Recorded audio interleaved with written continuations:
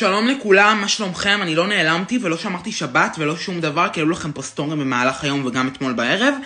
פשוט הותקפתי במתקפת שלשלת של שלשולים שלא הפסיקה להיות כך, וכל 2 דקות הלכתי לשירותים ושלשלתי את נשמתי.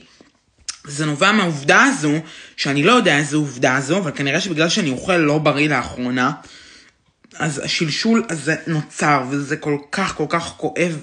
אני באמת אומר לכם, אני באמת הולך לשנות את התפריט של עצמי, ולהתחיל באמת לאכול בריא, כי אני כבר לא מסוגל יותר. הנה, זה אפילו פוגע בי מהבחינה הבריאותית.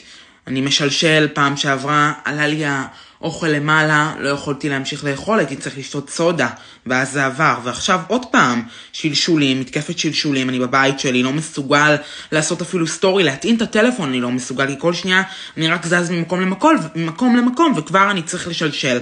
אז אכלתי אורז, לקחתי כדור, ובואו נקווה שהכל יהיה.